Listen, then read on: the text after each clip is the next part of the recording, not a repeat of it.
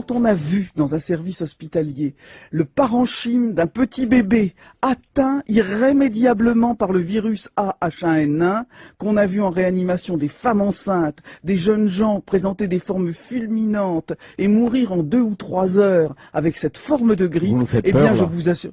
je vous dis la vérité. J'essaye de leur expliquer les choses et de ne pas les prendre pour des imbéciles. Et donc, plutôt que de céder à l'alarmisme actuel du ministère qui consiste à monter en épingle le moindre décès, je pense qu'il faut donner un peu de recul aux gens qui nous écoutent. Oui, j'ai de la chance de pouvoir me faire vacciner contre la grippe parce que c'est une chance, parce que la grippe est une grippe dangereuse, qui peut être dangereuse pour des personnes qu'on n'a pas l'habitude de voir attaquées par la grippe, en particulier des jeunes enfants, des personnes jeunes. La jeunesse et l'état de bonne santé ne protègent pas contre cette forme de grippe. Il faut donc se faire vacciner. Aujourd'hui, la question elle est très simple, c'est premièrement, où elle est cette pandémie, où elle est cette épidémie? On apprend aujourd'hui, on vient nous le dire à la télé, les Français l'ont entendu, il y avait en fait que 4% des gens qui étaient réputés avoir une grippe porcine qui l'avaient quand on faisait des tests. Donc clairement, on s'est foutu du monde. Et donc, ma première remarque, c'est où elle est cette pandémie?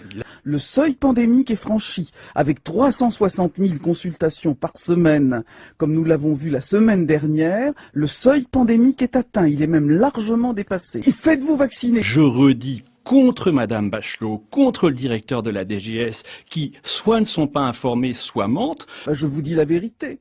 Que lorsqu'on va sur le site de l'agence européenne, il est écrit noir sur blanc que ce vaccin n'est pas un vaccin comme les autres, mais qu'il a été développé dans des circonstances exceptionnelles. Ils ont un vaccin sûr, ils ont un vaccin testé. Et par conséquent, qu'on n'a pas de données suffisantes sur l'efficacité et sur la tolérance. Je suis ministre de la Santé, je viens pour vous dire la vérité. Alors, par conséquent, on a encore moins de données sur le rapport bénéfice-risque. Maintenant, quand on regarde les quelques données qui sont quand même disponibles avec un regard de spécialiste, on se rend compte que c'est effrayant. Par exemple, il y a un essai clinique avec 1100 patients, il y a un mort. Les vaccins sont absolument sûrs, ce sont des produits qui ont été testés. Alors on dit, c'est pas lié au vaccin. Moi j'aimerais bien savoir pourquoi. De vaccinovigilance. Et on dit pas comme ça d'un revers de la main, c'est pas le vaccin. Surtout, encore une fois, pour un produit à usage préventif. Alors, ce que nous savons, c'est que nous avons déjà une bonne immunité avec une dose. Nous sommes en train de tester. Alors là, pour le spécialiste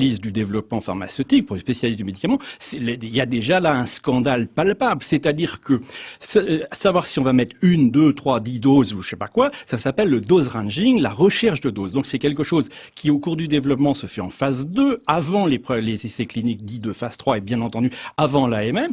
Et ce serait une formidable nouvelle que nous puissions avoir une seule dose à injecter. Nous aurons l'assurance de cela à la fin de ce mois, c'est-à-dire dans un peu moins de 3 semaines. Et là, on nous dit, une fois que le médicament est sur le marché, finalement, on ne sait pas à quelle dose faut le prescrire. Mais c'est quand même, on voudrait, comme je le disais l'autre jour, si un jour il y a une instruction, le juge d'instruction, il va pas avoir beaucoup de mal à avoir des aveux. C'est-à-dire, on nous dit clairement, le développement du vaccin, il a été bâclé. Ils ont un vaccin sûr, ils ont un vaccin testé. Alors moi, je comprends pas. Ce virus, il est tellement nouveau que c'est la catastrophe et tout le monde doit paniquer. Puis par contre, quand on le met sous forme, en tout cas, d'antigène dans un vaccin, c'est un truc parfaitement connu, banal, il n'y a pas de problème.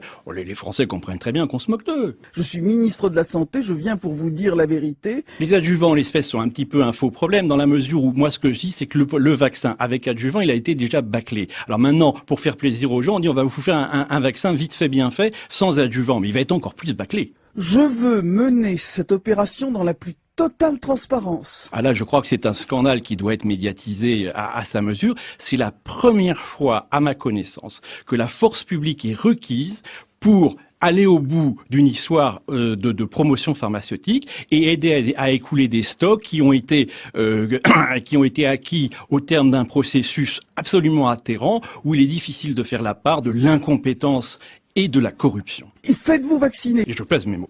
Nous avons négocié ces vaccins au plus juste. Nous nous sommes entourés des meilleurs experts de la constitution des prix pharmaceutiques. Et faites-vous vacciner pour vous protéger vous, pour protéger vos proches. Les bénéfices de la vaccination sont immenses. Et bien entendu, si le vaccin est défectueux, la responsabilité des laboratoires est totalement engagée. Je vous dis la vérité. Je suis ministre de la Santé, je viens pour vous dire la vérité. Et faites-vous vacciner. Et faites-vous vacciner. Ah là, je crois que c'est un scandale qui doit être médiatisé à sa mesure. où il est difficile de faire la part de l'incompétence et de la corruption.